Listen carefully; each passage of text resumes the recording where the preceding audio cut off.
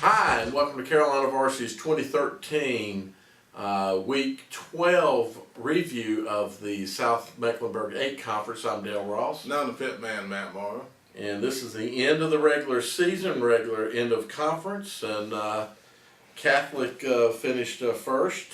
Yep. The surprise to some, but not to all, Providence finished second in the conference at 5-2. And West Mecklenburg with a 5-2 record also, but Providence beat West Mecklenburg. Right. Finished third. Then we had Olympic at fourth, Ardrey Kell at fifth, South Mecklenburg, Philip O'Berry, and Harding. 5 teams from the South Mecklenburg 8 Conference made it: Catholic, Providence, West Mecklenburg, Olympic, and Ardrey Kell. My opinion, I think this is one of the, we got 3 conferences, and I really think this is, from top to bottom, might be the best conference. Yeah, there's the most parity in this league. Yeah. I tell you, like we did in the last video, the teams that didn't make it, let's take a look at them. South Meg, we all agree they're improving. That JV team has looked pretty good. Coaching staff solid and in place, and Coach White's got them going in the right direction, and put a scare into a couple playoff teams. Oh yes, and, namely Ardrey Kell last week. Yep. Barry, I know you were at the game against Olympic, and Coach Howard, they have a lot of talent, young talent. A lot of talent. They play a very tough schedule, and I think that schedule kind of is reflected in that record. But they have some good players. Omar Cook and Victor Harris on the offensive side of the ball, and obviously Cason Collins on the defensive side of the ball. Yep. Those guys can play on the next level somewhere. Collins already going to North Carolina. Exactly. But you don't win. It can get frustrating, and Coach Howard's been there almost 5 or 6 years now. Yeah, exactly. So let's see if they can take a step forward next year and get into playoffs. From your game, I know you told me some things. Well, so we should break that down, since I did attend a game, the Olympic Philip O'Berry game, and it was an overtime game, 28-27. It's my thoughts on, as I watched that ball game unfold, and I saw and I'll speak more to Barry as to what I saw. It's really a team that they should be better than 2-9. I think they definitely have got some outstanding talent. In the game, I guess we should give you a little recap. Olympics, definitely they are not at the strength as I last saw them in the Providence game. Okay. Or not that that's not the last time I saw them. I saw them in the Catholic game, and you could already see they were way down. They tell me that they're a little bit not healed, but they're maybe a little better off than they were a few weeks ago. But they're still in.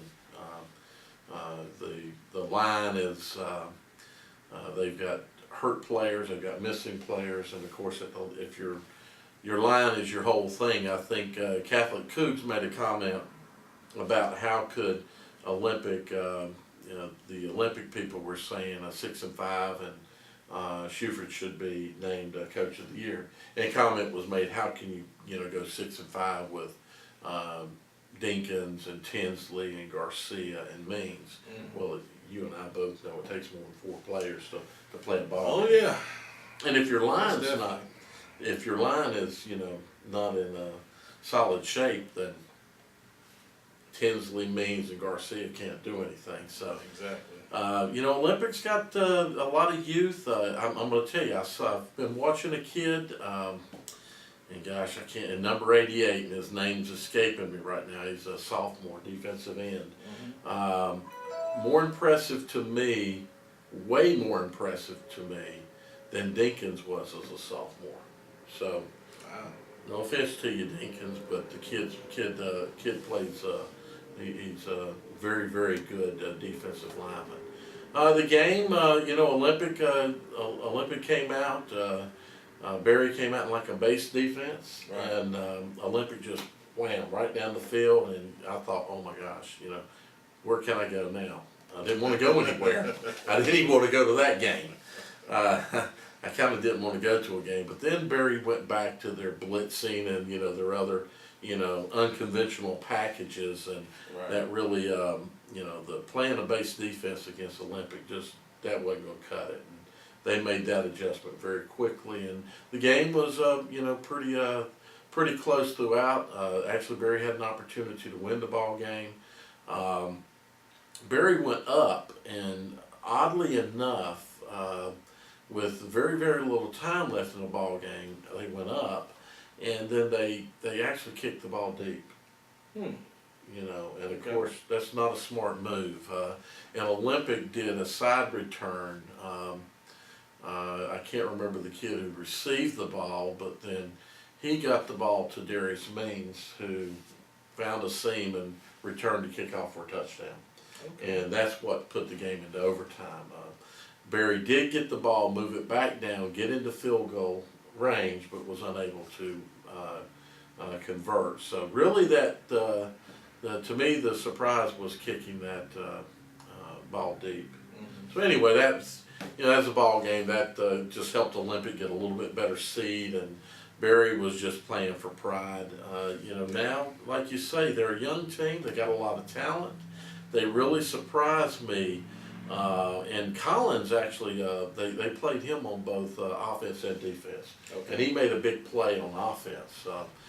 The guy he's a very, you look at him and you think a lot about Dawson. Similar.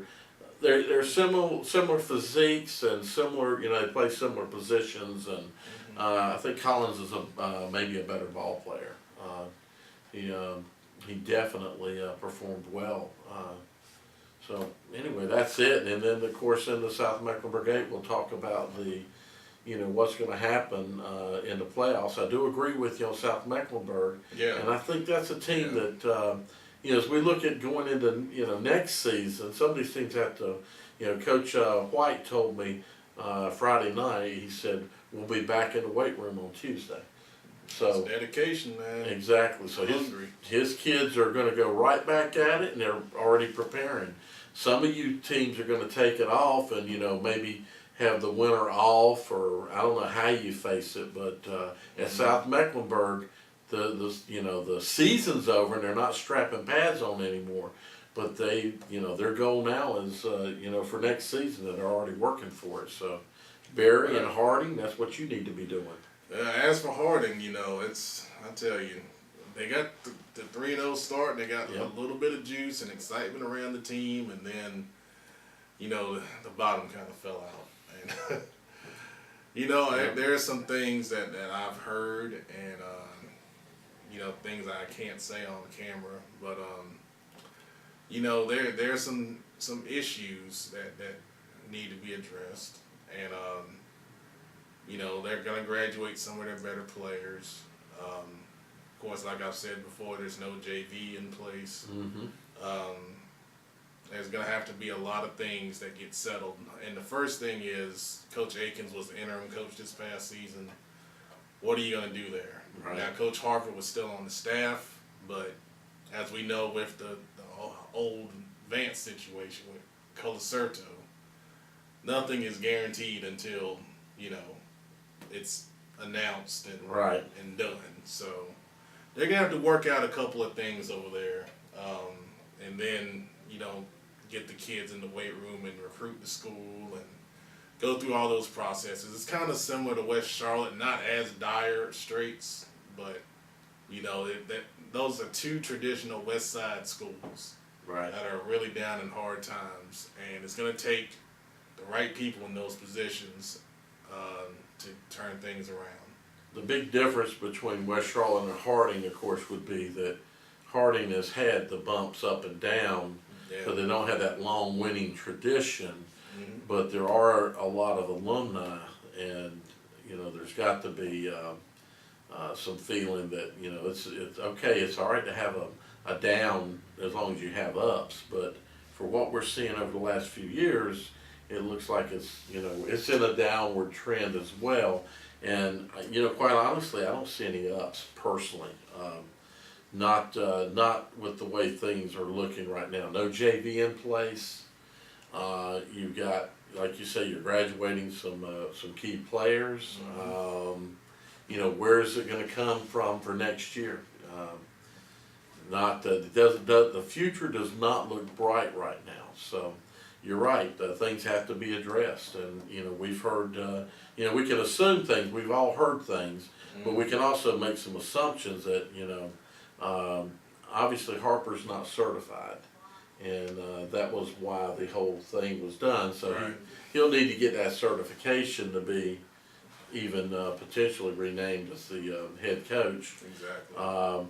As with the situation with Garcerto, as you say, he kind of hung around a year and then he was gone. So yeah, and we all thought back then that it's a slam dunk. They went to the Western Regional Finals with him and had a bunch of success, and they didn't even bring him back. So exactly. So CMS.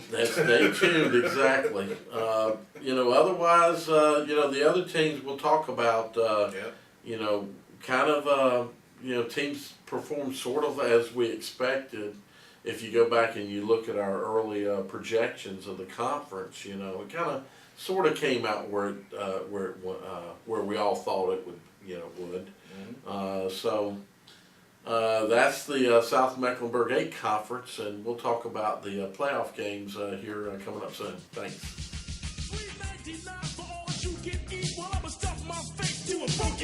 We're gonna walk inside and guess what's up?